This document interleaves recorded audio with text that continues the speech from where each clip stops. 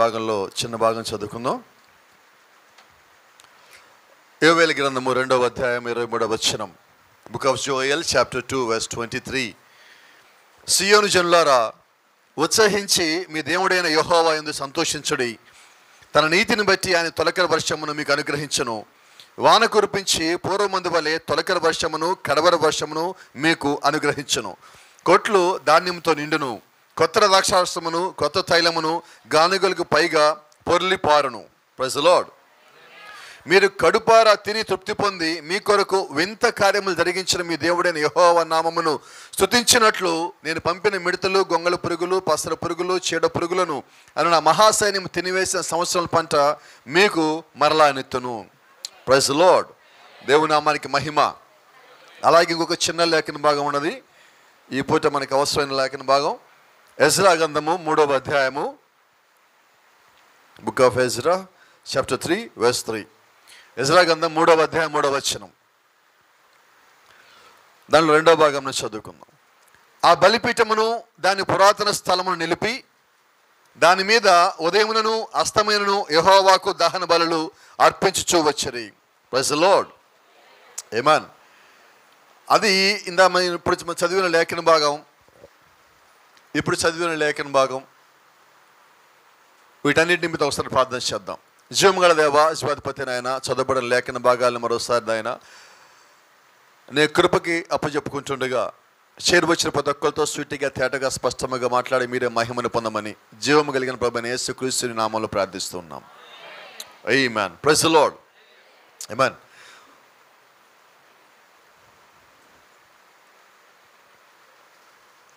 రెండోసారి చదివిన లేఖన భాగంలో ఒక చిన్న భాగం ఉన్నది. అంతకుముందున్న దేవాలయాన్ని పడగొట్టిన తర్వాత మళ్ళీ కొత్తగా దేవాలయం కట్టిన తర్వాత ఆ బలిపీఠాన్ని, కొత్తగా కట్టిన బలిపీఠాన్ని మళ్ళీ అక్కడే పెట్టి అదే స్థితిలో ఉంచి మళ్ళీ వాళ్ళు పని ప్రారంభించున్నారు. Praise the lord. మీరు బైబిల్ మొత్తం చూసినట్లయితే టోటల్ బైబిల్ మొత్తము దీని మీద ఆధారపడి ఉన్నది. దీన్ని మనం ఏమంటామంటే రెస్టోరేషన్ అంటాం, పునరుద్ధరణ. ఏలియా కొండ మీదకి వెళ్ళి ఏం చేశారంటే పడిపోయిన బలిపీఠాన్ని తిరిగి మరలా కట్టారు. ఆమేన్. బైబిల్ కూడా ఒక మాట చెప్తా ఉండదు, పునాదులు పాడైపోతే నీతిమంతులు ఏం చేస్తారు? మరలా తిరిగి కడతారు. అంతేనా?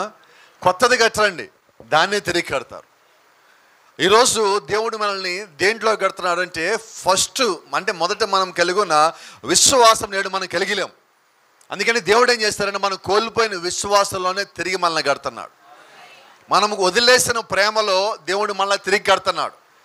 ఈ గడియ మనకు కావాల్సిన నిజమైన వర్తమానం ఏంటంటే ప్రేమ వర్తమానం.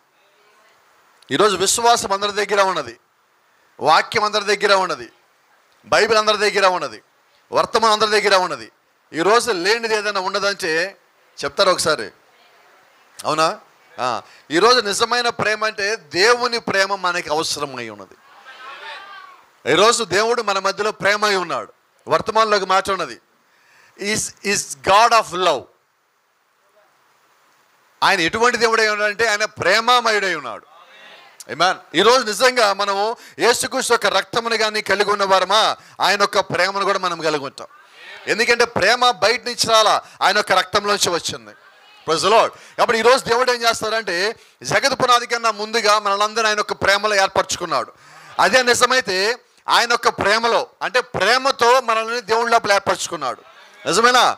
అయితే ఇప్పుడు దేవుడు మనల్ని తిరిగి కట్టేటప్పుడు దేవుడు అన్నిటితో పాటు ఆయన యొక్క ప్రేమను కూడా తిరిగి కడతా ఉన్నాడు. ఆమేన్. అపోస్తలుడైన పేతురు చెప్పినట్టుగా ఇప్పుడు మనం ఎక్కడున్నామంటే ఆ చిట్ట చివరి మెట్టులో ఉన్నాం, పరిపూర్ణమైన మానవ స్వరూపంలో. ఆ చిట్ట చివరి మెట్టు ఏమై ఉన్నది? ప్రేమ అయి ఉన్నది. ఈ ప్రేమ అంటే ఏదో కాదండి, అది పరిశుద్ధాత్ముడై ఉన్నాడు. హల్లెలూయా. అంటే ఈరోజు మనం ఎటువంటి ప్రేమని కలిగి ఉండాలంటే ఇది భూసంబంధమైన ప్రేమ కాదు, ఇది ఫిలియో ప్రేమ కాదు. ఈరోజు ఏ ప్రేమ అంటే ఇది అగాపే ప్రేమ అయి ఉన్నది, షరతులు లేని ప్రేమ అయి ఉన్నది. ఈ షరతులు లేని ప్రేమ ఈరోజు దేవుడు ఆయన దగ్గర పెట్టుకోలేదు, ఆయన యొక్క సంఘంలో పెట్టి ఉన్నాడు. మరి ఈరోజు మనం ఆయన యొక్క సంఘమై ఉంటే ఆయన యొక్క ప్రేమ ఎక్కడ ఉండాలా? కొంచెం గట్టిగా చెప్పండి. మనలో కాదు, నాలో ఉండాలి. Praise the Lord. ఎందుకంటే రక్షణ ఎవరిది? పాపం ఎవరిది? రక్తం ఎవరి కోసం కాల్చారు? ఎత్తబాటు ఎవరిది? థియోఫోన్ ఎవరి కొరకు ఎదురు చూస్తూ ఉన్నది? 1000 ఏళ్ల పాలన ఎవరి కొరకు ఎదురు చూస్తూ ఉన్నది? క్రీస్తు రెండవ రాకడ ఎవరి కోసమై ఉన్నది? కొత్త భూమి కొత్త ఆకాశం ఎవరి కోసమై ఉన్నది? మధ్యాకాశంలోకి ఎవరు వెళ్దాం అనుకుంటున్నారు? బంగారు వీళ్ళు ఎవరు నడవాలనుకుంటున్నారు? Praise the Lord. కాబట్టి ఈ గడియ దేవుడిచ్చిన వర్తమానము వ్యక్తిగతమై ఉన్నది. హల్లెలూయా. కాబట్టి ఇప్పుడు దేవుడిచ్చే ప్రేమ కూడా వ్యక్తిగతమై ఉన్నది. ఆయన కాచిన రక్తము కూడా వ్యక్తిగతమై ఉన్నది. దేవుడు ఒక్కదాని కట్టటలా సమస్తాన్ని తిరిగి కడతా ఉన్నాడు. Praise the Lord. ఈ రాత్రి మీకు వచ్చిన సంగతి మీకు జ్ఞాపకం చేస్తాను. దేవుడు అబ్రహాంకి శారాకి, థ్యాంక్ యూ లార్డ్, కుమారుని వాళ్ళు నిర్ణయించుకున్నాడు. ఎటువంటి పరిస్థితుల్లో? ఒక చిన్న మాట, మమ్రే వృక్షం దగ్గర వాళ్ళు మధ్యాహ్నం పూట ఆదికాండం 18వ అధ్యాయంలో కూర్చున్నారు. అవునా? అప్పుడు అబ్రహాం అక్కడ కూర్చున్న సమయానికి అబ్రహాం దగ్గరికి ఒక వ్యక్తి వచ్చాడు. వచ్చి ఏం చెప్పాడంటే, అయ్యా ఈ బావి కూడా ఎండిపోయింది. ఆయన అలా కూర్చోండి. కాసేపటికి ఆ చెరువు ఎండిపోయింది. పశువులు బక్కగా అయిపోతున్నాయి. గడ్డి ఎండిపోతున్నది. గడ్డి లేదు, వర్షం లేదు, అన్ని నెగిటివ్ కంప్లైంట్లే, అన్ని చెడ్డ వార్తలే, ఒక్క మంచి వార్త ఏది లేదు. వీటన్నిటి మధ్యలో అబ్రహాం దగ్గర కొద్దిగా కూడా గాబరా లేదు, కొద్దిగా కూడా టెన్షన్ లేదు, కొద్దిగా కూడా ఇబ్బంది లేదు, కొద్దిగా కూడా శోధన లేదు, కొద్దిగా కూడా అపనమ్మకం లేదు, కొద్దిగా కూడా సందేహం లేదు, వేరే ఏమీ లేవు. ఎందుకంటే అబ్రహాంకు ఒక సంగతి తెలుసు. ఈ కాలం వర్తమానం ఒక మాట చెప్తా ఉన్నది, నీకు అన్నీ నీకు వ్యతిరేకంగా మారిపోయినప్పుడు, ప్రతిదీ చెడ్డ సంగతి నీకు వినబడతా ఉన్నప్పుడు దాని అర్థం ఏంటి తెలుసా? నీకు దేవుడు ఒక ఆశీర్వాదం రాబోతా ఉన్నది. హల్లెలూయా. అంటే దేవుడు ఒక ఆశీర్వాదం ఎగిరికి వచ్చేలోపు వాడు నీ మనసుని గాయపరుస్తాడు, శరీరం గాయపరుస్తాడు, ఆర్థికంగా ఇబ్బంది పెడతాడు, శోధన గురి చేస్తాడు, పడేస్తాడు, నిందలేస్తాడు. నీకు ఏదైతే చేస్తే నీకు బాధ బలహీనత వచ్చి నువ్వు దేవుడికి దూరం అవుతావో అవన్నీ వాడు చేయటానికి సిద్ధంగా ఉంటాడు. అదే సమయంలో దాన్ని దాటడానికి నీకు కావలసిన విశ్వాసాన్ని, సహనాన్ని దేవుడిచ్చేవాడిగా ఉంటాడు. హల్లెలూయా. ఇప్పుడు యుద్ధం ఎవరికంటే నీకు కాదు, నువ్వు అక్కడ నిలబడి ఉన్నావు. అపవాదికి దేవుడికి మధ్యలో యుద్ధము. నువ్వు కేవలము విశ్వాసంగా ఒక వ్యక్తిగా నిలబడి ఉన్నావు అక్కడ. హల్లెలూయా. ఇప్పుడు అన్ని చెడ్డ వార్తలు వస్తున్నాయి. ఎందుకు ఈ చెడ్డ వార్తలు వస్తున్నాయి అంటే, దీని తర్వాత దేవుడు అబ్రహాముని దర్శించాలా, అబ్రహాముని దీవించాలా, అబ్రహాముకి ఆశీర్వాదం రావాలా, అబ్రహాముకి వాగ్దాన కుమారుడు ఇంట్లోకి రావాలా. హల్లెలూయా. అప్పటికి వర్షం లేక చాలా కాలమైనది. ఇబ్బందులు, శోధనలు, ప్రతి ఒక్కటి నెగిటివ్ అవుతూ ఉన్నది. అయినప్పటికీ అబ్రహాము విశ్వాసములో కొద్ది కూడా కదల్చబడాల. ఎవరైనా కారణం చెప్పగలరా? ఏంటో కారణం? నా తెలిసిన కారణం చెప్తాను. అబ్రహాము దేవుడు యొక్క ముందు నిర్ణయంలో ఆయన ఒక కుమారుడు అయి ఉన్నాడు. ఆమేన్. నిజమేనా? ఎస్ నోనా? చేతులు తెచ్చిన వాళ్ళు, నోరు కూడా తెచ్చిన వాళ్ళు. మరి అదే నిజమైతే ఈ రాత్రి ఒక్క ప్రశ్న అడగచ్చా నేను, నీరెవరిది? గట్టిగా చెప్పండి. అనుమానం ఉంటే పోతే, అనుమానం లేకపోతే చెప్పండి. దేవుడి కుమారుడేనా? అయితే నీకు ఇంకో సంగతి కూడా చెప్తా. ఈ రాత్రి నువ్వు అబ్రహాము సంతానం కూడా. నువ్వు అబ్రహాము సంతానం అయితే నువ్వు యూదుడు అవ్వలేదు. అయితే ఇక్కడ ఏమై ఉన్నావు చెప్పరా? అబ్రహాము కలిగి ఉన్న విశ్వాసానికి నువ్వు కుమారుడు అయి ఉన్నావు. కాబట్టి అబ్రహాముకి విశ్వాస సంతానం అయి ఉన్నావు. బైబిల్ చెప్తుంది నువ్వు అబ్రహాము యొక్క రాజు సంతానం అయి ఉన్నావు. A royal seed of Abraham. Praise the lord. నువ్వు కలిగి ఉన్న విశ్వాసం బట్టి అబ్రహాం నీకు తండ్రి అయి ఉన్నాడు. ఆమేన్. ఇప్పుడు అబ్రహాముకి దేవుడి మీద విశ్వాసం. ఈ రోజు నీ విశ్వాసము ఎవరి మీద ఉండాలంటే అదే దేవుడి మీద ఉండాలి. ఆమేన్. దాంతో ఇంకో సంగతి మీకు జ్ఞాపకం చేయాలా. అబ్రహాముకి ఒంట్లో బాగున్నప్పుడు, అబ్రహాముకి ఇంట్లో అన్నీ బాగున్నప్పుడు, అబ్రహాము కుటుంబం సంతోషంగా ఉన్నప్పుడు, ఆస్తి బాగున్నప్పుడు, పొలం బాగున్నప్పుడు, ఏ ఇబ్బందులు లేకుండా ఉన్నప్పుడు, ఒక్క నింద, ఇబ్బంది, శోధన, కన్నీరు ఏది లేనప్పుడు అబ్రహాము దేవుడిని వెంబడించాడు. Praise the lord. అబ్రహాము దేవుడి దగ్గరికి వచ్చాడు. అబ్రహాము పిలిచిన దానికి, దేవుడిని పిలిచిన దానికి అబ్రహాం దాన్ని వెంబడించి ఆయన వెనకాల అలాగ వచ్చేసాడు. Praise the lord. ఇప్పుడు అబ్రహాంకి సమస్యలు ఉన్నాయి, అబ్రహాంకి శోధనలు ఉన్నాయి, అబ్రహాం పొలం అంతా ఎండిపోతున్నది. ఇప్పుడు దేవుడు ఏం చేయాలి? అన్నీ బాగున్నప్పుడు అబ్రహాము దేవుడి దగ్గరికి వచ్చాడు కాబట్టి, అబ్రహాముకి బాగున్నప్పుడు దేవుడు ఎత్తుక్కుంటూ ఇప్పుడు అబ్రహాం దగ్గర రావాలి. అంతే కదా? నిజమేనా? ఇప్పుడు నీకు అన్నీ బాగున్నప్పుడు దేవుడు వెనకాల వచ్చినట్లయితే, నీకు బాగున్నప్పుడు, అనారోగ్యంగా ఉన్నప్పుడు, ఇబ్బంది ఉన్నప్పుడు, శోధన ఉన్నప్పుడు, వ్యాధి వచ్చినప్పుడు, బాధ వచ్చినప్పుడు, నింద వచ్చినప్పుడు, కన్నీరు వచ్చినప్పుడు ఎవరు నీ దగ్గరికి రారు. నీ దగ్గరికి మిఖాయేలు రాడు, జ్ఞాపకం పెట్టుకో. నీ దగ్గరికి గాబ్రియల్ రాడు, జ్ఞాపకం పెట్టుకో. నీ దగ్గరికి మార్చిపత్రి రాడు, జ్ఞాపకం పెట్టుకో. ఎవరు వస్తారో చెప్పగలరా? ఎవరు వస్తారో చెప్పగలరా? ఎవరు వస్తారో చెప్పగలరా? ప్రభువైన యేసు క్రీస్తు వస్తాడు. ఆమేన్. ఇప్పుడు అబ్రహాము కోల్పోయిన విశ్వాసము తిరిగి ఇవ్వాలి, అబ్రహాముకి బలాన్ని ఇవ్వాలి, అబ్రహాముకి శక్తిని ఇవ్వాలి. అందుకొరకు ఇప్పుడు అబ్రహాంని ఎత్తుక్కుంటూ దేవుడే రావాలి. హల్లెలూయా. రైట్. ఇప్పుడు అబ్రహాం దగ్గరికి దేవుడు ఎలా రావాలి? గట్టిగా చెప్పండి. మానవునిగా రావాలి. ఆమేన్. 14 అధ్యాయంలో మెల్కీసెదెకులాగా వచ్చాడు. అంతకుముందు స్వరంతో పిలిచాడు, అనేక సార్లు వచ్చాడు. ఇప్పుడు అబ్రహాం దగ్గరికి ఇప్పుడు దేవుడు ఎలా రావాలంటే ఒక మానవుడిగా రావాలి. ఎందుకంటే అబ్రహాం ఇంటికి వచ్చి ఆయన భోజనం చేయాలి. ఆమేన్. ఆత్మ భోజనం చేయదు. తండ్రి ఆత్మగా ఉన్నాడు, ఆయన భోజనం చేయలేడు. ఇప్పుడు ఎలా రావాలి? ఆయన శరీరధారిగా రావాలి. అంటే అబ్రహాము కాలంలో దేవుడు ఎలాగ రావాలి? శరీరధారిగా రావాలి. ఎందుకు రావాలంటే దేవుడు అబ్రహాముని దీవించాలి. హల్లెలూయా. అబ్రహాం ఇంట్లో భోజనం చేయాలా, అబ్రహాముని జీవించాలా, ఆ తర్వాత అబ్రహాము దేవుడిని బతిమాడాలా, దాన్ని దేవుడు అంగీకరించాలా, దాన్ని బట్టి లోతును దేవుడు కాపాడాలి. హల్లెలూయా. So God has a plan for everything. ఇప్పుడు దేవుడికి అన్ని విషయాల్లో ఒక ప్లాన్ ఉన్నది. అబ్రహాము కోసం ప్లాన్ ఉన్నది, శారా కోసం ప్లాన్ ఉన్నది, ఇస్మాయిల్ కోసం కూడా దేవుడికి ప్లాన్ ఉన్నది, లోతు గురించి ప్లాన్ ఉన్నది. ఆమేన్. లోతులోంచి మోయాబీలు రావాలా, మోయాబీల్లోంచి ఎవరు రావాలా? రూతు రావాలా. రూతుని ఎవరు పెళ్లి చేసుకోవాలా? బోయాజు పెళ్లి చేసుకోవాలా. రూతుకి బోయాజుకి ఎవరు పుట్టాలా? ఉబేదు పుట్టాలా, యెష్షయి పుట్టాలా, దావీదు రావాలా. హల్లెలూయా. అంటే ఇప్పుడు దేవుడు అబ్రహాం పిలిచినప్పుడే ఆయనకి లోతు గురించి ప్లాన్ ఉన్నది. ఆమేన్. అది నిజమేనా? మరి అయితే అదే దేవుడు ఈ రాత్రి ఇక్కడ చర్చి కట్టినట్లయితే, వినపడలేదండి, ఈ రాత్రి దేవుడికి చర్చి కట్టినట్టయితే ఈ ఊళ్ళో ఎవరో లోకల్ ఇక్కడ రావాలని, వాళ్ళు నడిపించబడాలని, వాళ్ళు సమర్పించబడాలని, వారు దేవుడికి నిలబడాలని, వారు విశ్వాసం కలిగి ఉండాలని, వారు మారు మనసు పొందాలని ఎప్పుడు దేవుడు ప్లాన్ చేశాడు? ఈ చర్చి కట్టడానికన్నా ముందు, జగత్పురానికన్నా ముందుగానే దేవుడికి అబ్రహాం గురించి ప్లాన్ ఉన్నది. అబ్రహాం గురించి ప్లాన్ ఉన్న దేవుడే లోతు గురించి ప్లాన్ కలిగి ఉన్నాడు. లోతు గురించి ప్లాన్ ఉన్న దేవుడే రూతు గురించి ప్లాన్ కలిగి ఉన్నాడు. రూతు గురించి ప్లాన్ కలిగి ఉన్న దేవుడే దావీదు గురించి ప్లాన్ కలిగి ఉన్నాడు. నిజమేనా? హల్లెలూయా.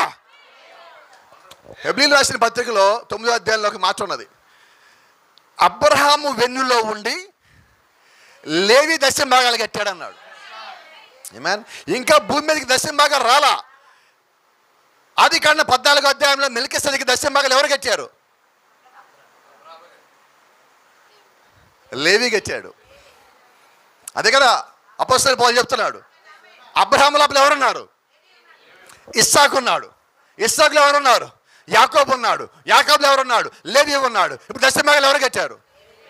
అవునా? జగత్పురానికన్నా ముందు క్రీస్తు ఉన్నాడు. అర్థం కాలేదు, అర్థం కాలేదు. అంతమందికి అర్థమైనది. అక్కడ క్రీస్తు ఉంటే ఆ క్రీస్తు నువ్వు కూడా అక్కడ ఉన్నావు. ఇప్పుడు ఏమో చెప్తా, నువ్వు యేసుక్రీస్తులో ఉండి పన్ను కట్టావు. ఎలా కట్టాను? అబ్రహాములో ఉండి లేవి కట్టాడు. నువ్వు క్రీస్తులో ఉండి పన్ను ఎలా కట్టావు? ఒకరోజు యేసుక్రీస్తు ఇంట్లో ఉండగా ఆ లైన్ మొదట్లో పన్ను అధికారులు బయలుదేరారు. పేతురుని పిలిచాడు. పేతురు నీకు సంగతి తెలుసా అన్నాడు. మనం స్వతంత్రం కదా, కుమారులే స్వతంత్రలేగా. స్వతంత్రలే ప్రభువా, మనం కూడా పన్ను కట్టాలా? అక్కర్లేదన్నాడు. ఆయన అభ్యంతరం ఎందుకులే, పన్ను కడదామన్నాడు. ఇంతలో పన్ను అధికారి వచ్చి, ఏంటి నీ యజమానుడు పన్ను కట్టడా? వాస్తవంగా యేసుక్రీస్తు పన్ను కట్టక్కర్లా, పేతురు పన్ను కట్టాలా, ఈయన కట్టక్కర్లా.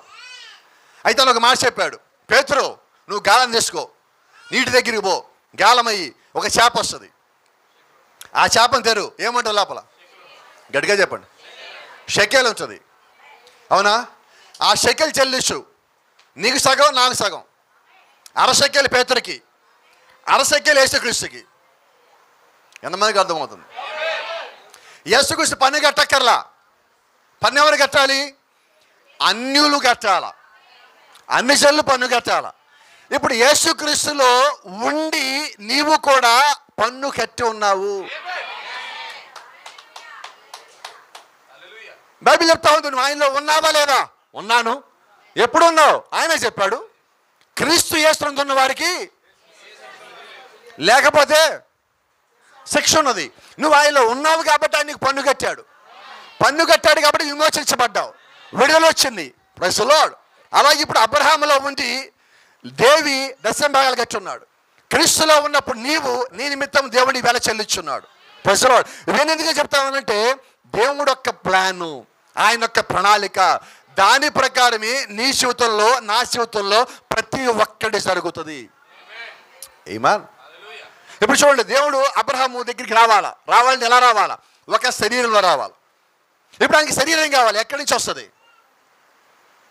ఆయన మట్టిని తీసి ఆదాము సృష్టించే రీతిగా ఒక శరీరం కలిగి అబ్రహాము దగ్గరికి రావాలి. ఆమేన్. మీరు గమనించండి, అబ్రహాము ఇంటికి రాగానే అబ్రహాం చెప్పిన మొట్టమొదటి మాట ఏంటో తెలుసా? ప్రభువా, నీ దాసుడి ఇంటికి వచ్చి నువ్వు భోజనం చేయటానికే కదా వచ్చావు. ఆయన ఏం చెప్పలా, నువ్వు మా ఇంట్లోకి వచ్చి భోజనం చేసి పోవాలా. ఆయన భోజనం చేసి వెళ్ళాడంటే దీవించకుండా పోడు. ఇప్పుడు అబ్రహాంకి ఏం కావాలి? ఎందుకు రమ్మన్నాడు? మీరు గమనించినట్లయితే శూన్యం మీద కూడా ఇదే పని చేసింది ఎలీషాను. నువ్వు మా ఇంటికి రా, నువ్వు భోజనం చేసే పోవాలా. ఇల్లేదు చేయకపోతే నువ్వు ఈ ఊరికి ఎప్పుడు వచ్చా నువ్వు మా ఇంటికి రావాలా, భోజనం చేయాలా. ఎందుకంటే భోజనం చేశాక ఎలీషా ఎలాగో దీవిస్తాడు. నీ ఇంటికి దేవుడు వచ్చాక ఎలా నీ దీవించిపోతాడు. ఇప్పుడు ఆయన ఉద్దేశం ఏంటంటే, ఇక్కడ ఈయన ఉద్దేశం ఏంటంటే వాళ్ళు ఎలాగైనా ఇంటికి రావాలా. ఆమేన్. చూడండి, నువ్వు గమనించండి, దేవుడు ఇంటికి రాగానే భోజనం చేయగానే మొట్టమొదటి అడిగాడు, అబ్రహాము శారా ఎక్కడ? ఆయన డ్యూటీలో జాయిన్ అయిపోయాడు ఆశీర్వదించడానికి. శారా వెనకాల ఎక్కడో ఉన్నది. ఈయన మాట్లాడుతూ ఉన్నాడు. ఒక చిన్న సంగతి మీకు జ్ఞాపకం చేస్తా. అబ్రహాము, శారా, నువ్వు కుమారునికి అంటావు. ఈ మాట అన్నప్పుడు శారా ఏం చేస్తుందో మీకు అందరికి జ్ఞాపకం ఉండదా? ఒకసారి నాకు జ్ఞాపకం చేయండి. ఎందుకు నవ్వింది? అక్కడ సంగతి ఏంటంటే శారా మొత్తం నడువు వంగిపోయి ఒక కర్ర పట్టుకొని నడుస్తూ ఇట్లా ఉండదామా. ఆమె ఆలోచన ఏంటంటే, ఇలా కర్ర పట్టుకొని నడుస్తూ వంగిపోయిన నేను కుమారుని ఎలాగంటాను? ఆమె దేవుణ్ణి విమర్శ చేయలేదు అక్కడ. ఆమె శరీరం యొక్క స్థితి చూసుకొని, ఆమె యొక్క భౌతిక స్థితి చూసుకొని, ఆమెను చూసి ఆమె ఎగతాళిగా నవ్వుకున్నది. నేనేంటి, కుమారుని గంటమేంటి. Praise the lord. అయితే ఒక చిన్న సంగతి మీకు చెప్తా. ఈరోజు మనం చదివిన లేఖనానికి ఇప్పుడు మనం వచ్చేదానికి సంబంధం ఉన్నదండి. ఏంటి సంబంధం అంటే, ఇప్పుడు దేవుడు వాళ్ళకి కుమారుని ఇవ్వాలి అంటే శారా శరీరం మార్చబడాలి. శారా శరీరం ఎలా మార్చబడాలి? కుమారుణ్ణి కనేలాగా మారాలి. అయితే గమనించండి, శారా శరీరము 18-16 సంవత్సరాల వయసుకు మారలా. ఏ వయసుకు మారిందంటే ఆమె తిరిగి కుమారుణ్ణి కనగలిగే స్థితికి ఆమె మారింది. Praise the lord. ఇప్పుడు శారా కుమారుని కనాలంటే మీరు గమనించండి, ఆ రోజుల్లో పాల డబ్బాలు లేవు. ఇప్పుడు శారానే తనకు పుట్టే కుమారుడికి పాలు ఇవ్వాలి. ఆమె వయసుకి ఆమె పాలు ఇవ్వలేని స్థితి. ఇప్పుడు దేవుడు ఏం చేయాలా? ఎందుకని ఈ మాట చెప్తానంటే, దేవుడు ప్రతి ఒక్కదాన్ని పునరుద్ధరిస్తున్నాడు. ఒక శరీరంలో దేవుడు ఒక వాగ్దానం ఇచ్చినప్పుడు, కుటుంబంలో వాగ్దానం ఇస్తేనే దాన్ని పొందుకోవటానికి ప్రతి ఒక్కదాన్ని దేవుడు వెనక్కి తీసుకుని వస్తున్నాడు. ఇప్పుడు ఆమె కుమారుని ఎత్తుకోవాలి, ఆమె గర్భవతిగా ఉండి గర్భాన్ని మొయ్యాలి అంటే ఆమె ఇలా వంగిపోయి ఉండటానికి వీల్లేదు, ఆమె వృద్ధురాలాగా ఉండటానికి వీల్లేదు. దానికి కావాల్సిన శక్తిని దేవుడు ఆ లోపల పెట్టాలి. అంటే ఒక్కొక్కటి శరీరానికి కావాల్సిన శక్తిని, గర్భసంచికి కావాల్సిన శక్తిని ఆమె గమనించండి. ఇంకో సంగతి గతంలో మీకు ఇక్కడ చెప్పిన జ్ఞాపకం ఉన్నది. ఒక 40-50 సంవత్సరాల తర్వాత పిల్లల్ని కనాలంటే స్త్రీకి అది చాలా కష్టమైన పని. ఎందుకు కష్టమైనదంటే ఆమె గుండె తట్టుకోలేదు. మొట్టమొదట ఆ పెయిన్ని తట్టుకోలే శరీరం. అంటే ఇప్పుడు దేవుడు ఏం చేయాలంటే ఆ ఒత్తిడిని లేదా ఆ నొప్పుల్ని తట్టుకునేంతగా ఆ శరీరాన్ని వెనక్కి తీసుకుని రావాలి దేవుడు.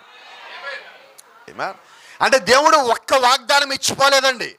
ఇలా చెయ్యి ఇలా తిప్పేసి దేవుడు అక్కడ ఇచ్చేలా. వారికి ఆయన మాట ఇచ్చాడు కాబట్టి, వాగ్దానం ఇచ్చాడు కాబట్టి, ఆ వాగ్దానాన్ని వీళ్ళు పొందుకోవడానికి కావలసిన సమస్తాన్ని దేవుడు అన్ని ఇచ్చున్నాడు. Praise the lord. ఇప్పుడు శారా కుమారుని ఎత్తుకొని తిరగాల, శరీరానికి శక్తి కావాలా. అంటే దేవుడి ప్లాన్ ఎంతవరకు ఉన్నది? కేవలం ఒక వాగ్దానం ఇచ్చం కాదు. అలాగే ఈరోజు దేవుడు మనకు ఒక వాగ్దానం ఇచ్చాడు. మిమ్మల్ని వచ్చి నేను తీసుకొని పోతాను, మీ దగ్గరికి వచ్చి మిమ్మల్ని తీసుకొని పోతాను. ఈ వచ్చి తీసుకొని పోతాను అన్న దాని మధ్యలో చాలా ఉన్నది. ఏమన్నది? ఆయన వచ్చేసరికి నువ్వు ఆయనలాగా రెడీ అవ్వాలి. ఆయన వాక్యమై ఉన్నాడు, నువ్వెలా రెడీ అవ్వాలా? ఒక సంగతి మీకు జ్ఞాపకం చేస్తాను. ఈ రాత్రి సంఘములో ఉన్న ఏ ఇతరుల వలె నువ్వు రెడీ అవ్వద్దు. ఏ ఇతరుల వల్ల రెడీ అవ్వద్దు. నీ కుటుంబంలో ఉన్న ఏ ఇతరుల వల్ల రెడీ అవ్వద్దు. నీ ఇరుగు పొరుగున సంఘాలు చూసి నువ్వు ఏది కాపీ కొట్టద్దు. ఎందుకంటే నువ్వు కాపీ కొట్టే జాతి కాదు, నీది ఒరిజినల్. నీ ఒరిజినల్. బైబిల్ చెప్తా ఉంది, పలకబడిన మాటే. ఈరోజు నీవేమై ఉన్నావంటే పలకబడిన మాట, దేవుడి నోట్లోంచి వచ్చిన మాట నీవై ఉన్నావు. ఆయన యొక్క చేతి పని నీవై ఉన్నావు. కాబట్టి నువ్వేం చేయాలంటే నువ్వు ఎవరిని కాపీ కొట్టొద్దు, నువ్వు ఎవరిని అనుకరించొద్దు. నువ్వు అనుకరించే వారిగా నువ్వు పుట్టలా. నిన్ను అందరూ అనుకరిస్తారేమో కానీ నువ్వెవరిని అనుకరించొద్దు. నీ జాతి చాలా ప్రత్యేకమైన జాతి అయి ఉన్నది. Praise the lord. దేవుని నామానికి మహిమ ఘనత ప్రభావం కలుగును గాక. ఈరోజు దేవుడు చేస్తున్న ఒకే ఒక గొప్ప ఘనమైన సంగతి ఏంటంటే ఆయన యొక్క సంఘమును, ఆయన యొక్క శరీరమును పూర్వపు స్థితిలో తీసుకొని వస్తా ఉన్నాడు. అంటే పూర్వం ఎక్కడున్నది? ఆయన యొక్క సంఘం ఆయనలో ఉన్నది. ఆయనలో ఎక్కడున్నది? తల్లో ఉన్నది. తల్లో ఎక్కడ? ఆలోచనలో ఉన్నది. ఈరోజు మనం ఎక్కడున్నాం? భూమి మీద శరీరదారులుగా ఉన్నాం. భూమి మీద శరీరదారులుగా ఉన్న మనల్ని దేవుడు తిరిగి ఆయన ఒక ఆలోచనలో ఉండగా మనం ఎలాగున్నామో అలాగే దేవుడు మారుస్తా ఉన్నాడు. ఇప్పుడు శారా కుమారుని కనాలంటే వృద్ధాప్య స్థితి నుంచి వెనక్కి వచ్చి ఆ కుమారుని కలిగే స్థితికి రావాలా. నిజమేనా? మరి ఈరోజు మన సంగతి ఏంటి? నువ్వు క్రీస్తులోకి వెళ్ళి చేరాలి అంటే నువ్వు కూడా ఆయన ఒక ఆలోచనలో ఉన్నప్పుడు ఎలాగైతే ఉన్నావో అలాగ నువ్వు వెనక్కి వెళ్ళి పూర్తిగా వాక్యం అయిపోవాలి. దాని కొరకు దేవుడు ఒక వాక్యం మనకేమిచ్చారంటే ఈరోజు దేవుడు ఇచ్చిన పరిపూర్ణమైనది, ఆయన ఇచ్చిన వాక్యంలో ముఖ్యమైనది, ఏలియా ఆత్మ కలిగిన వ్యక్తి భూమి మీదకి వచ్చి నేను శపించే లోపు మిమ్మల్ని అందరినీ పరిపూర్ణ వాక్యం వైపు తిప్పుతాడు. అవునా? ఇప్పుడు ఏలియా ఆత్మ కలిగిన వ్యక్తి మనకు ఎందుకు కావాలి? దేవుడు ఏం చెప్పాడో నాకు అర్థం కావట్లా, నేను ఏం చేయాలో నాకు తెలియటల్లా. నేను బైబిల్ చదివేస్తున్నా, ప్రార్థన చేసేస్తున్నా, ఇంకోళ్ళకి వీలైతే చెప్పేస్తున్నాను కూడా. అయినా నాకు ఎందుకు ఇది చదివానో, ఎందుకు వర్తమానం వింటున్నానో, ఎందుకు ఇతరులను సువార్త చేస్తానో నాకు తెలియటల్లా. అనిగా నువ్వు అనుకున్నట్లయితే ఈ రాత్రి నీకు సంగతి జ్ఞాపకం చేస్తున్నా. నీకు వాక్యాన్ని ఇచ్చిన దేవుడే నీ కొరకు సేవకుడిని ఇచ్చాడు. Is right? నీ కొరకు వాక్యాన్ని సేవకుడిని ఇచ్చిన దేవుడే వర్తమానం కూడా ఇచ్చాడు. నీ కొరకు వాక్యాన్ని వర్తమానం ఇచ్చిన దేవుడే పరిశుద్ధాత్మను కూడా ఇచ్చాడు. అవునా? ఈరోజు చాలామంది, చాలా సంఘాలు భూమి మీద పరిశుద్ధాత్మని నమ్మేవారిగా లేరు. పరిశుద్ధాత్మ ఆయన ఎవరు అనే స్థితిలో కూడా ఈరోజు చాలా సంఘాలు ఉన్నాయి, వ్యక్తులు కూడా ఉన్నారు. ఎందుకని ఈ మాట చెప్తా ఉన్నానంటే బైబిల్లో ఒక మాట ఉన్నది, యేసుక్రీస్తు చెప్పిన మాట. ఇప్పుడు నేను భూమి మీద ఉండగా మీరు నన్ను తిడుతున్నారు, కొడుతున్నారు, దూషిస్తున్నారు, నేను వీటిని క్షమిస్తా. నేను వెళ్ళిపోయిన తర్వాత పరిశుద్ధాత్ముడు, ఆదరణకర్త, ఉత్తరవాది వస్తాడు. మీరు ఆయనకి వ్యతిరేకంగా ఒక్క మాట మాట్లాడినా యుగమందు కానీ రాబోయే యుగమందు కానీ మీకు పాప క్షమాపణ లేదు. మరి పరిశుద్ధాత్ముడు చెప్పిన దానికే నువ్వు ఒక్క మాట వ్యతిరేకంగా మాట్లాడితే నీకు పాపక్షమాపణ లేదే, అసలు మరి పరిశుద్ధాత్ముడు లేడనే వాడికి ఏం జరుగుతుంది? అని ఈరోజు ఎలాగైపోయామంటే నాకు ఎక్కువ జ్ఞానం ఉన్నది. ఎవరికి దేవుడు ఎక్కువ జ్ఞానం ఇవ్వలేదు, అసలు అందరికన్నా ఎక్కువ జ్ఞానం ఆయన కలిగి ఉన్నాడు. అవునా? నిజంగా నీకు వాక్యం అంటే భయం ఉంటే నాకు జ్ఞానం ఉన్నది అనవు. నాకు ఒక మాట నాకు జ్ఞాపకం ఉండదు. నేను కొత్త బైబిల్ చదువుతున్నా, అప్పుడప్పుడు కొన్ని సంగతులు తెలుసుకున్నాను. సెకండ్ టైం థర్డ్ టైం చదువుతూ ఉన్నా. ఒక సహోదరుడితో మాట్లాడితే అన్నాను, నాకు బైబిల్ చాలా తెలిసింది అని. అతను చెప్పాడు నాకు ఒక మాట, తెలిసింది అనకూడదు, నువ్వు కొత్తగా వచ్చావు కాబట్టి నేను చెప్తున్నా, నేను దేవుణ్ణి తెలుసుకుంటున్నానని చెప్పాలి అని చెప్పాడు. నేను ఈ రోజుకి అదే మాట చెప్తున్నా. ఎన్నిసార్లు చదివినప్పటికీ, ఎంత బోధించినప్పటికీ నేను ఇంకా దేవుణ్ణి తెలుసుకుంటానే ఉన్నాను. Praise the lord. అంటే నీకు జ్ఞానం నిజంగా ఎక్కువైతే నువ్వేం చేయాలంటే ఇంకా నువ్వు దీనుడు అవ్వాలి, ఇంకా తగ్గించబడాలా, ఇంకా ఎక్కువ ప్రార్థన, ఇంకా ఎక్కువ ప్రేమ కలిగిన వాడిగా నువ్వు మారాలి. ఎంతగా నువ్వు మారాలంటే క్రీస్తుగా నువ్వు మారాల. చెప్పగలమా? క్రీస్తుగా నువ్వు మారాల. ఈ కాలం వర్తమానం వచ్చింది దేనికి? నిన్ను తిరిగి ఆయన వలె ఆయన దగ్గరికి చేర్చటానికి. ఆమేన్. ఇప్పుడు మనం ఏ కాలంలో ఉన్నామంటే నేడో రేపో ఆయన వస్తే ఆయన మనం కలిసే కాలంలో ఉన్నాం. మీరు ఏ చర్చికి వెళ్ళినా, అది ఏ బోధ బోధించేదైనా అందరూ చెప్పే మాటల ఒకటే, మనం అంత్యకాలంలో ఉన్నాం, మనం కడవరి కాలంలో ఉన్నాం, మనం చివరి కాలంలో ఉన్నాం. ఈ కడవరి కాలం యొక్క ముగింపు ఏంటి? క్రీస్తు యొక్క రెండవ రాకడ. ఆ రెండవ రాకడ వస్తాడు, ఆయనలో ఉన్నవాడిని తీసుకొని పోతాడు. ఇది అందరూ బోధించేది. అయితే ఆయనలో ఉన్నవారు ఎవరు? ఆయన ఎవరిని తీసుకొని వెళ్తాడు? కోపరు కాదుగా. చాలామంది ఆదివారం చర్చికి రాకుండా, బుధవారం చర్చికి రాకుండా ఇళ్లలో ఉండంటారు, దేవుడు మమ్మల్ని తీసుకొని పోతాడు అంటారు. మరి ఆయన చర్చిలు పెట్టింది ఆయనకి. ఎవరిళ్లలో వాళ్ళే ఉంటే తీసుకుని పోతాను దేవుడు చెప్పొచ్చు కదా. మరి దేవుడు సంఘాలు కట్టించింది దేనికి? సంఘాలు పెట్టించింది దేనికి? ఆయన 5 రకాల సేవకులను పెట్టింది దేనికి? ఎందుకు పెట్టాడు సేవకుడిని? కొద్దిమంది గొప్ప విశ్వాసులు ఉన్నారు. వీళ్ళు అంటారు, పాస్టర్ గారు మేము చర్చికి రాపోయినా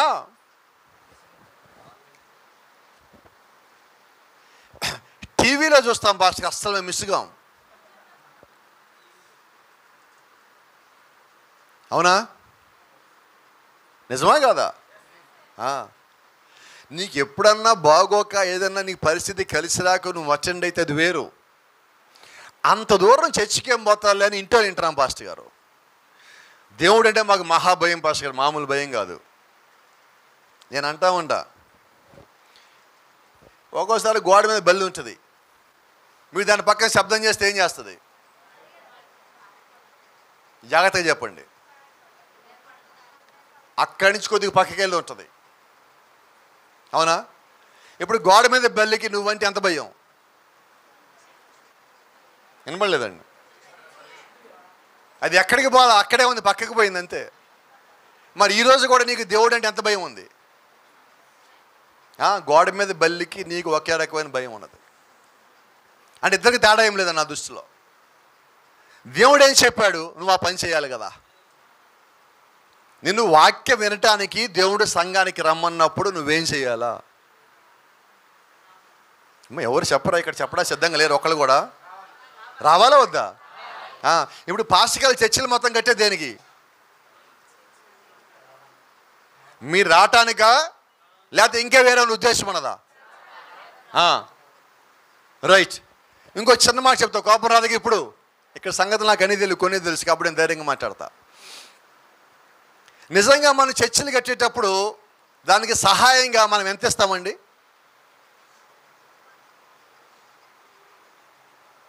గుప్పులు ఇప్పడం ఎంత ఇప్పుతాం? పాస్టర్ గారు మనల్ని అడగపోతే బాగుండు. యెరూషలేము దేవాలయం కట్టేప్పుడు జ్ఞాపకం ఉంది ఏం జరిగినదో? దేవాలయం కట్టినప్పుడు సంగతి ఒకటైతే తిరిగి కట్టినప్పుడు ఇంకో సంగతి ఉన్నది. జ్ఞాపకం ఉండదా? అక్కడున్న రాజు ఒక అనౌన్స్మెంట్ చేసి ఒక ఆజ్ఞ ఇచ్చాడు. గుర్తుందా ఆజ్ఞ ఏంటో? ఒక్కసారి ఇచ్చాడు ఆజ్ఞ, మళ్ళీ ఇవ్వాల. దేవాలయము ఆకాశమందలి దేవుడైన యెహోవాకు వారు దేవాలయాన్ని కట్టుచున్నారు. లేవీలు, యాజకులు వీళ్ళందరే కాదు, ప్రతి ఒక్కరూ దేవాలయం పరినిమిత్తమా మీరు సంతోషంగా ఇవ్వాల్సిందే. హల్లెలూయా. ఇవ్వకుండా ఉన్న కుటుంబం ఏది? చెప్పన రహస్యం ఏంటో, ఇది దేవుని యొక్క సంఘం అయితే ఇది కట్టే నిమిత్తము నువ్వు గుప్పలు ఇప్పినప్పుడు అది రూపాయ, 100, 1000, 1,00,000 నాకు తెలియదు. నువ్వు గుప్పలు ఇప్పినప్పుడు ఇది సంఘంగా కట్టబడిన తర్వాత ఇక్కడ సేవకుడు వాక్యం చెప్తా ఉన్నప్పుడు ఎవరో ఒక్క విశ్వాసాన్ని ఇక్కడికి వచ్చి వారు మారు మనసు పొంది ప్రభువైన యేసుక్రీస్తు నామములో బాప్తిజం కానీ పొందినట్లయితే ఆ ప్రతిఫలములో నీవు కూడా భాగస్వామి అవుతావు. ఈ సంఘంలోకి వచ్చిన ఏ విశ్వాసైనా స్వస్థత పొందుకొని ఇక్కడ సాక్ష్యంగా చెప్పెళ్తే నీవు కూడా దాంట్లో భాగమవుతావు. ఆమేన్. ఎప్పటి వరకు? క్రీస్తు రాకడ వచ్చేంత వరకు, ఈ చర్చి ఇక్కడ ఉన్నంత వరకు. ఇప్పుడు మనం ఏం చేద్దాం? నేను వెళ్ళి పరిచయం చేయటం వేరు, ఒక చోట కుడికలు దొరుకుతావు నేను గుప్పిలిప్పటం వేరు. కానీ ఇదేంటి సరిదా ఇంకా గొప్ప సంగతి ఇది. కానీ చాలామందికి ఈ సంగతి తెలియట్లా. నువ్వు పరిచయంలో భాగమైనట్టు. నేను ఇప్పటికీ ఒక మాట చెప్తా. ఒకసారి ఒక సహోదరుడు, నాకు అప్పటి కారు కూడా లేదు, పరిచయం చేస్తున్నాం, సేవకులతో తిరగడం చాలా ఇబ్బందిగా అవుతుంది. అతను కూడా నాతో పాటు చాలా కాలం ఉన్నాడు. నా పరిస్థితి చూసి అతను ఒకరోజు ₹1,00,000 తీసుకొచ్చి నా చేతిలో పెట్టాడు. బ్రదర్, మీ పరిచయం చూశారు, మీ వల్ల మా సంఘం ఎంతో దీవించబడింది, మేము ఆశీర్వదించబడ్డాం, ఆత్మీయంగా బలపడ్డాం, అందుకని మా అందరి సంతోషంగా నీకు ఇదిగో ₹1,00,000 ఇస్తున్నాం అన్నాడు. నేనన్నా, బ్రదర్, ₹1,00,000 నేనేం చేసుకోను అన్నా. ఇది నాకు ఇచ్చేటప్పుడు ఇంత నాకు ఇస్తున్నావు అంటే ఇది నేను ఏం చేయాలో కూడా నువ్వు ఆలోచన చేస్తుంటావు, అది కూడా నాకు చెప్పన్నా. అప్పుడు అతను ఒక మాట చెప్పాడు, బ్రదర్, మీ కారు లేదు, మీ పరిచయం కారు ఉంటే బాగుంటుంది, అందుకని ఇస్తున్నా అన్నాడు. సరే, ₹1,00,000 కారు ఏది రాదు. అతనే అంటున్నాడు, బ్రదర్, నాకు తెలుసు ₹1,00,000 కారు ఏది రాదని, అయితే ఒక పని చెయ్యి, ఈ ₹1,00,000 అడ్వాన్స్ కట్టి కారు తీసుకో, ఆ ఈఎంఐ కూడా నాకు ఇచ్చి నేనే కట్టేస్తానన్నాడు. సరే, ఆ 1,00,000 నీ దగ్గర ఉంచు, నీ ఊర్లోనే కారు ఒకటి చూద్దాం, అది చూసినప్పుడు నీ చేత అడ్వాన్స్ ఇచ్చేది కానీ నీ దగ్గర ఉంచని వెళ్ళిపోయాం. ఒక నెల 2 నెలలు తిరిగాం. ఇది ఇంచుమించుగా నవంబర్ నెలలో జరిగినది. జనవరి 14-15 తారీఖు కారుకి అడ్వాన్స్ ఇవ్వటమైనది. Praise the lord. కారు తీసుకోవడం జరిగినది. సరే, ఈఎంఐ నేనే కట్టుకున్నా, ఆయన ఎవరు అమ్మాయి మీద భారం పడినలా, నా వరకు నేనే దేవుడు కృప చూపించారా కట్టడం జరిగినది.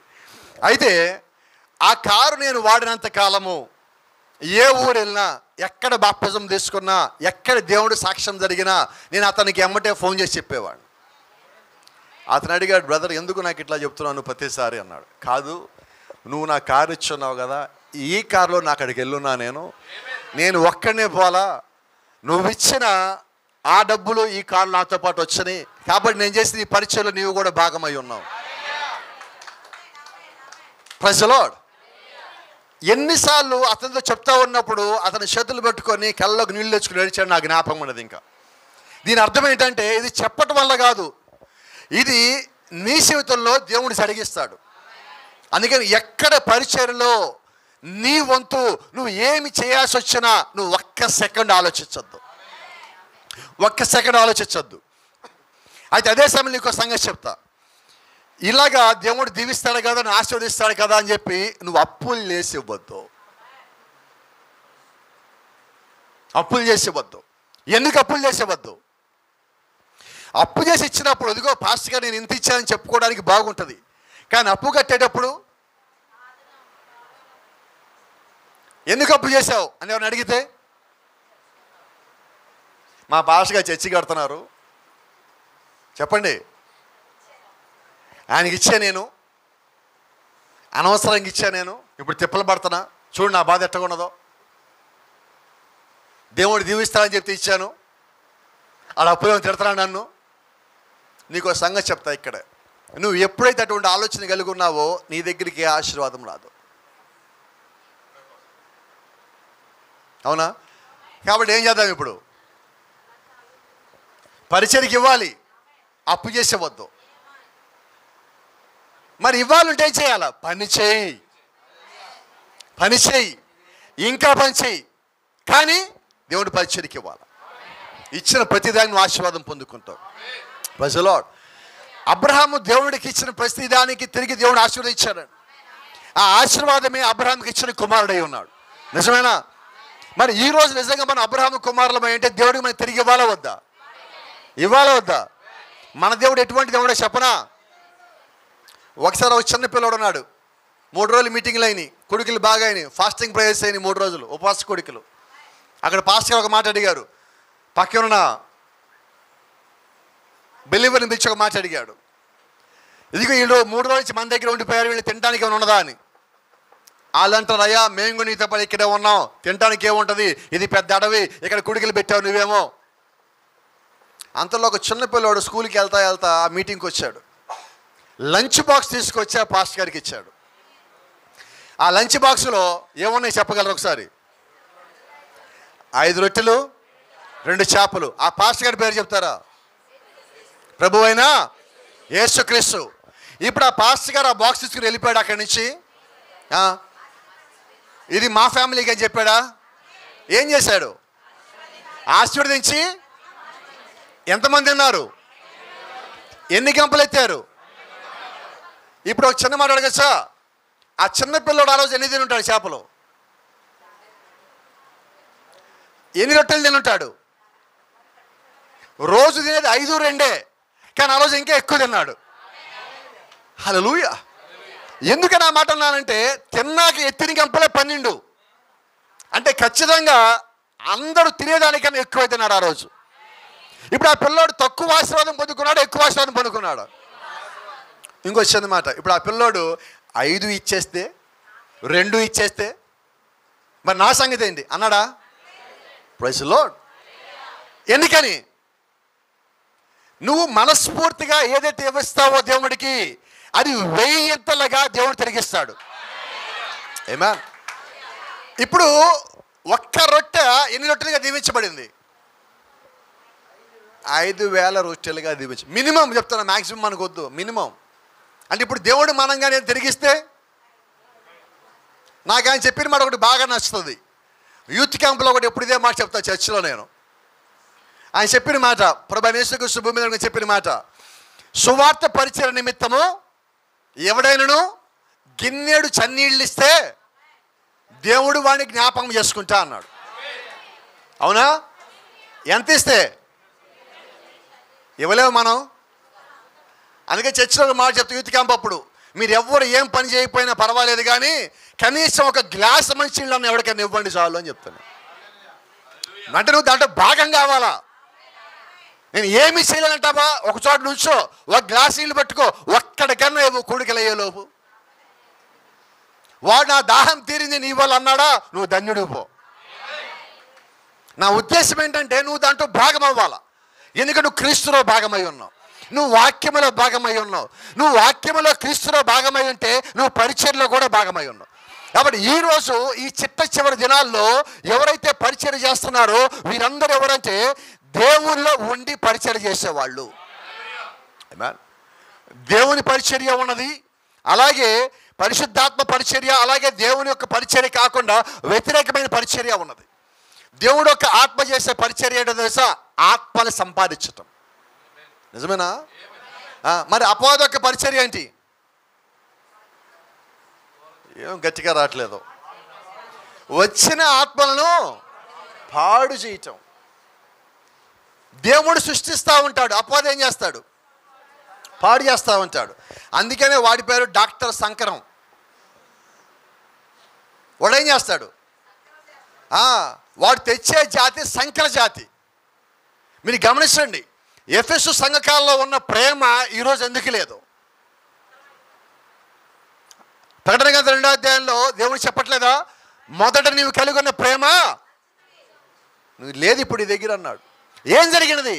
సంకరం చేస్తున్నాడు, సంఘాన్ని కలగా పొలగం చేస్తాడు, మిక్సింగ్ చేస్తున్నారు. ఈరోజు దేవుడికి ఏం కావాలంటే నువ్వు కోల్పోయిన ప్రేమ తిరిగి దేవుడు రావాలని కోరుకుంటున్నాడు. ఆమేన్.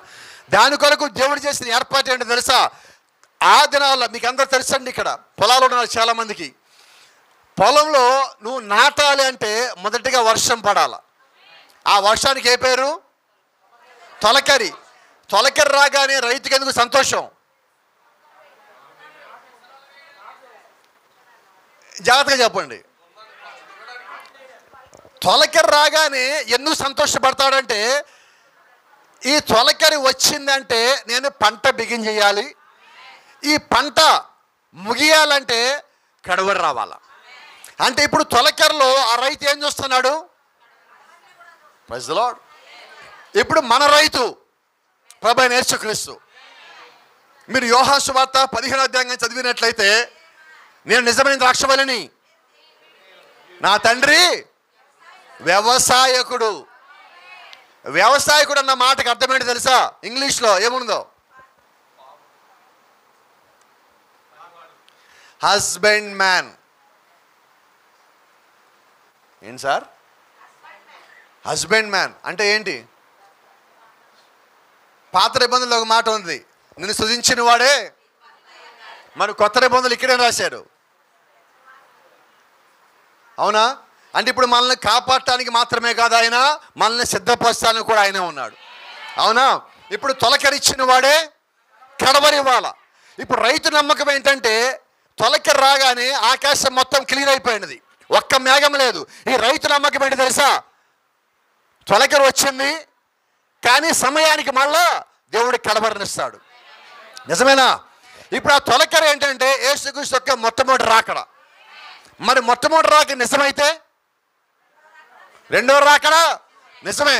మొట్టమొదటి రాకడలో దేవుడు పరిశుద్ధాత్మ ఇచ్చింది నిజమైతే, మేడగది అనే ఒక ఆత్మను కుమ్మరించింది నిజమైతే, రెండో రాకడలో ఆ ఆత్మ కలిగిన వాటిని తీసుకొని పోతాడు. ఆమేన్. అదే ఏవేళకి అన్న దేవుడు ఇంకా మాట చెప్పాడు, అంత్యదినమునందు సర్వ శరీరుల మీద నా ఆత్మను కుమ్మరించదను. మరి మేడగదిలో కుమ్మరించింది ఎవరు? గట్టిగా చెప్పండి.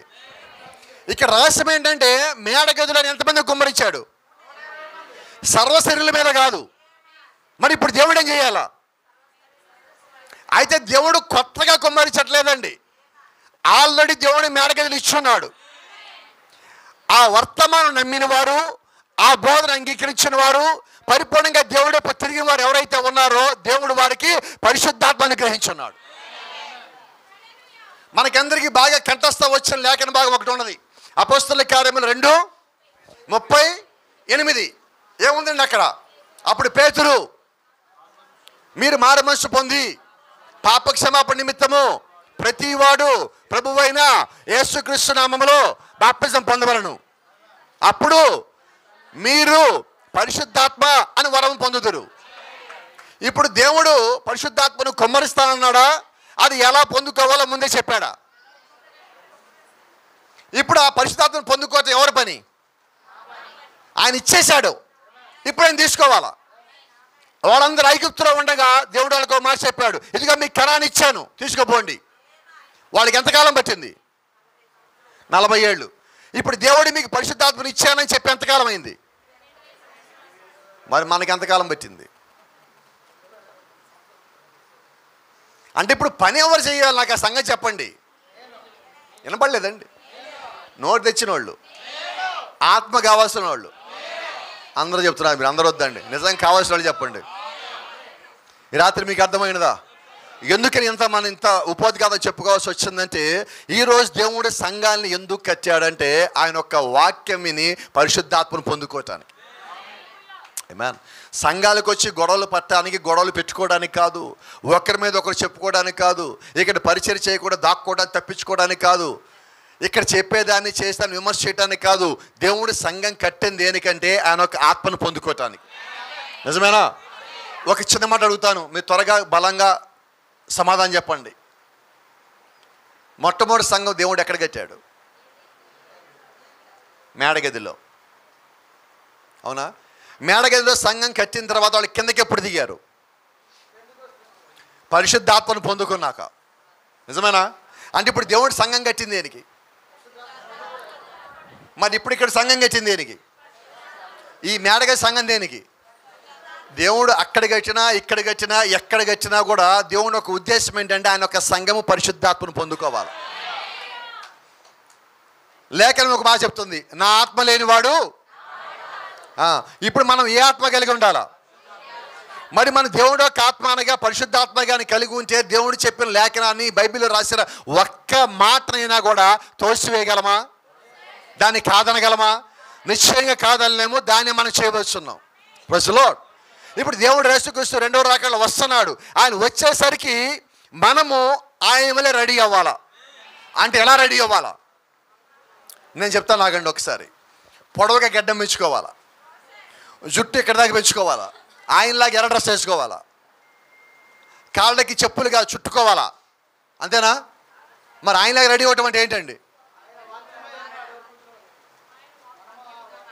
యోహాను సువార్త 1వ అధ్యాయం, ఆదియందు వాక్యముండెను, వాక్యము దేవుని వద్ద ఉండెను, వాక్యమే దేవుడై ఉండెను, ఆ వాక్యమే శరీరధారయ్యే మన మధ్యలో కృపాసత్ సంపూర్ణుడిగా నివసించను. అంటే ఇప్పుడు యేసుక్రీస్తు ఏమై ఉన్నాడు? వాక్యమై ఉన్నాడు. ఏ వాక్యము? ఆదియందు ఉన్న వాక్యము. అంటే ఇప్పుడు దేవుడు యొక్క రెండో రాకడ వచ్చే సమయానికి నువ్వేమై ఉండాలా? నేనేమై ఉండాలా? మనమేమై ఉండాలా? ఏమై ఉంటే మన దగ్గరికి వెళ్ళగలము? ఇప్పుడు చెప్పండి, దేవుడు సంఘాన్ని ఎందుకు కట్టాడు? ఆయన యొక్క శరీరము వాక్యంగా మారాలా. అందుకే అపోస్తలుడైన పౌలు చెప్పింది, యేసుక్రీస్తు యొక్క శరీరము, సంఘం అనే శరీరము క్షేమము అభివృద్ధి చెందటానికి దేవుడు 5 రకాల పరిచయం పెట్టాడు. ఈ 5 రకాల పరిచయాలు నువ్వు ఉండాలా. ఈ పరిచయను దాటి పోవటానికి వీలు లేదు. నువ్వు ఆ పరిచయంలో ఉండగా దేవుడు ఆయన యొక్క సత్యవాక్యాన్ని నీ కొరకు పంపించేవాడై ఉన్నాడు. దాని కొరకు ఒక సంఘం కట్టబడాలా, దాని కొరకు ఒక ప్రార్థనా స్థలం కావాలా, దాని కొరకు దేవుడి యొక్క పరిశుద్ధాత్మ నీవు పొందుకోవలసి ఉన్నావు. ఆమేన్. Praise the lord. మనందరికీ ఒక మంచి అలవాటు ఉన్నది. ప్రభురాత్రి భోజనం రోజు మనకి పరిశుద్ధాత్ముడు వస్తూ ఉంటాడు. అవునా? ఎస్సా నోనా? డిసెంబర్ 31 తారీఖు రాత్రి మనకు పరిశుద్ధాత్ముడు వస్తూ ఉంటాడు. మధ్యలో రాడు ఏంటో నాకు అర్థం కాదు. ఎస్సా నోనా? పాస్టర్ గారు ఆ రోజు నా కాళ్ళు కొంచెం పైకి తేలినాయి పాస్టర్ గారు, ఇంటికి వెళ్ళాక కూడా భోజనం చేయలేకపోయాను పాస్టర్ గారు. మరి మర్నాడు కోపం పాటు మాకండి, నిన్న తెల్లది ఈరోజు ఎక్కువ తింటాం, కొద్దిమంది ఉన్నారు. ఇదేంటి చెప్పన? ఉద్రేకం. అది మీకు ఒక మాట చెప్తాను నేను. గతంలో నేను సినిమా ఇండస్ట్రీలో మీకు అందరూ తెలుసు. ఒక మూవీ వర్క్ కోసము ఒక డిస్కషను విఎఫ్ఎక్స్ గురించి మాట్లాడటానికి హీరోతో ప్రొడ్యూసర్తో మాట్లాడడానికి స్టోరీ రైటర్ కూడా ఉన్నారు, డైరెక్టర్ కూడా అందరూ కలిసి మాట్లాడడానికి వెళ్ళున్నాం. ఆయన సినిమా యాక్టర్ చిరంజీవి గారు. బయటకు వచ్చి ఫోటోలు దిగుతూ ఉన్నాం. ఇలాగే ఒక కర్టన్ ఉన్నది, బ్లూ కలర్ కర్టన్, అంతా అక్కడ ఫోటోలు దిగుతూ ఉన్నాం గీతా ఆర్ట్స్లో. అలా బయటకు వచ్చి నిలబడి ఉన్నాం, మాట్లాడుతూ ఉన్నాం. స్ట్రైపాక్ ఆయన వస్తారన్నాడు, అక్కడ వెయిట్ చేస్తున్నాం. అంతలో గుమ్మం దగ్గర నుంచి ఒకడు వచ్చాడు, ఇట్లా చూశాడు, అమ్మా మెగాస్టార్ చిరంజీవి అన్నాడు, పడిపోయాడు అక్కడ.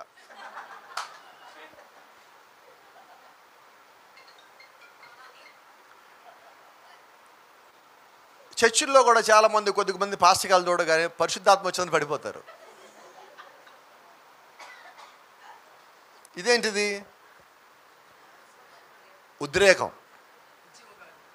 మైకేల్ జాక్సన్ ఒక పాటకి పెర్ఫార్మెన్స్ ఇస్తే కనీసం 50 మందిని మోసుకొని పోతారంట అక్కడ. మరి అక్కడ ఏం ఆత్మ ఉన్నది? అది పరిశుద్ధాత్మ కాదండి, దైవాత్మ అది. కాబట్టి ఒక మనిషిని చూసి ఆయన దగ్గరికి వస్తాడు, అమ్మ వచ్చేస్తాను పడిపోతాడు ఇట్టగా. ఇది పరిశుద్ధాత్మ కాదండి. ఎందుకంటే పరిశుద్ధాత్మ నిన్ను పడేయదు, నువ్వు పడిపోతే నిలబెడుతుంది. నువ్వు వాక్యంలో పడిపోతే నిలబడుతుంది, నువ్వు ఆత్మీయంగా పడిపోతే నిలబడుతుంది. అంటే దేవుడు మనకిచ్చింది పడేసే ఆత్మని కాదు, నిలబెట్టే ఆత్మనిచ్చాడు. దేవుడు మనల్ని పడగొట్టటంలా తిరిగి కడతా ఉన్నాడు. ఏలియా పడిపోయిన బలిపీఠాన్ని తిరిగి కట్టేవాడిగా ఉన్నాడు. ఇయో నిజమైన సేవకుడు పడిపోయిన బోధని తిరిగి నిలబెట్టేవాడిగా ఉన్నాడు. పక్కనే జరిగిపోయిన అపోస్తలుల బోధని నిజమైన సేవకుడు తిరిగి ఇయో నిలబెట్టేవాడిగా ఉన్నాడు. ఈరోజు మన పరిచయం అది. మనం చేస్తున్న పది రెస్టోరేషన్. తిరిగి దాని స్థానంలోకి దాన్ని మనం తీసుకొస్తున్నాం. ఆమేన్. ఇక్కడ మీరు ఇంతకుముందు చూశారు, ఏమి ఎక్కడున్నాయో అన్నీ మళ్ళీ అక్కడికి వచ్చినాయి. అవునా? అన్నీ జరిగినాయి, అటైని ఇటైని మొత్తాన్ని తీసేశారు ఇక్కడి నుంచి. మధ్యలో ఒకసారి వచ్చా, పైన ఏమీ లేదు. రెండోసారి వచ్చా, అక్కడక్కడ సగం సగం కనిపిస్తుంది. మూడోసారి వచ్చా, లోపల మొత్తం రెడీ చేసి ఉన్నది. నాలుగోసారి వచ్చా, అదిగో ఇలాగున్నది. ఇంతకుముందు ఎలాగున్నదో అంటే ఈ మధ్యలో 3 సార్లు చూడని వాళ్ళకి అన్నీ బాగానే ఉన్నాయి కదా, కానీ ఏం జరిగింది అన్నది ఆయనకి తెలుసు. నిజమేనా? Praise the lord. ఈరోజు దేవుడి యొక్క మహాకృపను బట్టి, దేవుడి యొక్క చిత్తములో మనం ముందు ఎలాగున్నామో తిరిగి అలాగ మారవలసి ఉన్నాం. దాని కొరకు ఈ ప్రయాస, దాని కొరకు ఈ భారం, దాని కొరకే ఈ డబ్బు వెచ్చించడం, దాని కొరకే పరిచయం చేయటం, దాని కొరకే అన్ని త్యాగాలు చేయటం. ఎందుకు ఇంత త్యాగం చేయాలంటే ఒక్కటే కోరిక అండి. సేవకుడికి ఒక్క స్వార్థం ఉంటుంది. ఈ స్వార్థం లేని సేవకుడు ఎవడూ లేడు, నాతో సహా. ఎందుకు ఇంత ఖర్చు పెడుతున్నామంటే సేవకుడికి స్వార్థం ఉన్నది. ఏంటి ఆ స్వార్థం అంటే, ఒక్కడన్నా రక్షించకపోతాడా, ఒక్కడన్నా దేవుళ్ళలోకి రాకపోతాడా, ఒక్కడన్నా వాడు తప్పు మార్గంలోంచి బయటికి రాకపోతారా? Praise the lord. స్వార్థమేనా కాదా? నాకు కూడా ఒక స్వార్థం ఉండదండి ప్రత్యేకించి. ఏంటి ఆ స్వార్థం అంటే, ఒకవేళ పరలోక రాజ్యం అటుపక్కగా వెళ్తే దేవుడు ఆయన భుజం మీద చేసి ఒక మాట చెప్పాలా? గట్టిగా చెప్పండి. ఆహా, అది మీరు చెప్తేనే ఇలాగ ఉందండి, ఇంకా ఆయన చెప్తే ఇంకెలాగుంటుంది? బాగుంటుందా లేదా?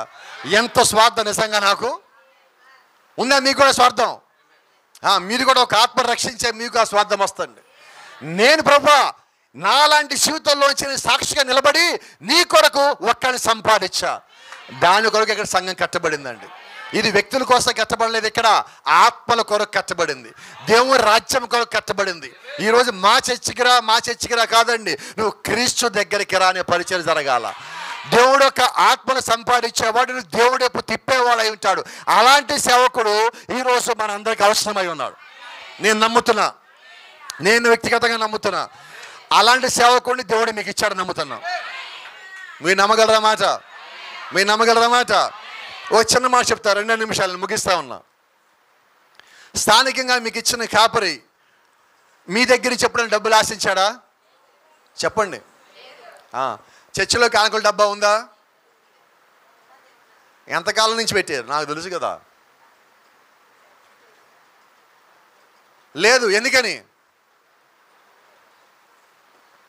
నాకెందుకు పాస్టర్ గారు అయ్యే ప్రైజ్లో ఏదన్నా కూడికలు పెట్టాలంటే ఎంతమంది మిమ్మల్ని డబ్బులు అడిగారు? ఆయన చెప్పరండి ఎవరు? ఫ్యామిలీకి ఇంత వేయాలి, మీరు ఇంత ఇవ్వాల్సిందే. మీకు రహస్యం చెప్తాను నేను. ఈరోజు చాలా పాపులర్ అయిన సేవకులు కూడా చర్చి కట్టేటప్పుడు నువ్వు బండి నెట్టుకునే వ్యక్తివి అయితే నువ్వు 10,000 ఇవ్వాలా, చిన్న బడ్డీ కొట్టి పెట్టుకుంటే నువ్వు 25,000 ఇవ్వాలా, నువ్వు చిన్న వ్యాపారం అయితే 50,000 ఇవ్వాలా, నువ్వు గవర్నమెంట్ ఉద్యోగస్తులు అయితే 1,00,000 రూపాయలు ఇవ్వాలి. ఇవ్వకపోతే మీ పేర్లు నోటీస్ బోర్డులో పెడతానని చెప్పిన సేవకులు ఉన్నారు. ఎక్కడో కాదు, వర్తమానంలో. మరి దాన్ని బట్టి మీరు ఎటువంటి సేవకుని కలిగి ఉన్నారు? మా చెప్పండి, ఎటువంటి సేవకుని కలిగి ఉన్నారంటున్నా? ఏ భాష గారు మీరు చెప్పండి. మరి ఒక నిస్వార్థమైన సేవకుని కలిగి ఉంటే వెనకాల నిలబడే సంఘము ఎలాగ నిలబడాలా? వినబడలేదు నాకు. మోషే ఒకరోజు యుద్ధం చేస్తున్నప్పుడు వాళ్ళ సైన్యం మొత్తం యుద్ధం చేస్తూ ఉంటే కర్ర చేయి పైకెత్తి పెట్టుకున్నాడు. ఆ కర్ర పైకెత్తినంతసేపు వీళ్ళు గెలుస్తున్నారు, కర్ర దించేస్తుంటే యుద్ధం ఓడిపోతున్నారు. మోషే చేతులు బరివెక్కిపోయినాయి. జ్ఞాపకం ఉంది ఏం జరిగినదో. హూరు అహరోలు ఇద్దరు వచ్చారు. వచ్చి ఆయన చేతిని పక్క నుంచి పట్టుకొని ఆ యుద్ధం గెలిచేదాకా వాళ్ళు నిలబడ్డారు. ఇప్పుడు వాళ్ళు ఏం చేస్తారో తెలుసా? సేవకుడికి సపోర్ట్గా నిలబడ్డారు. ఇప్పుడు మోషేది స్వార్థమా? ఎందుకు మోషే చేతుల పైకి నిలబడ్డాడు అక్కడ కరబట్టుకొని? వాళ్ళు గెలవాలి. ఇప్పుడు వాళ్ళు గెలిస్తే మోషేకి ఏంటంటే వాళ్ళ గెలుపు అంటే దేవుడు గెలిపై ఉన్నది. ఇప్పుడు హూరు అహరోలు ఎందుకు వచ్చారండి? ఇది మోషే యుద్ధం కాదు, ఇది మన యుద్ధము, ఇది దేవుని యుద్ధము. కాబట్టి ప్రతి ఒక్క సేవకుడు ఒక పని చేస్తున్నప్పుడు నిజంగా దేవుని సంఘం అయితే ఆయన వెనకాల నిలబడాలి. ఈ కాలం వర్తమానికి తెలుసా? నిజంగా నిజమైన విశ్వాసం అయితే నీ సేవకుడి పక్షమున నువ్వు నిలబడి ఉండు. నువ్వు సేవకుని తరపున నువ్వు పోరాడు. ఆమేన్. పరిచయం చెయ్యి, ఆత్మ సంపాదించు, పోరాడు. నువ్వు ఏం పోరాటం చేయగలవో ఆ పోరాటం చెయ్యి. దేని కొరకంటే నువ్వు సేవకుని నిలబెట్టటలా దేవుడు యొక్క సంఘాన్ని అక్కడ నిలబెడుతున్నావు. ఆమేన్. దాన్ని బట్టి ప్రతిఫలం పొందుకుంటావా లేదా? ఖచ్చితంగా పొందుకుంటాం. కాబట్టి ఈ రాత్రి నిజంగా ఇక్కడున్న దేవుని సంఘము మీరు ఒక తీర్మానం తీసుకోవాలని కోరుకుంటున్నా. లోపల నుంచి చెప్పండి, హృదయంలోంచి చెప్పండి, సంతోషంగా చెప్పండి. Praise the lord. God bless you. దేవుడు మిమ్మల్ని దీవించును గాక. మరి తిరిగి దేవుని యొక్క సేవకు సమయాన్ని అప్పగిస్తా ఉన్నాం.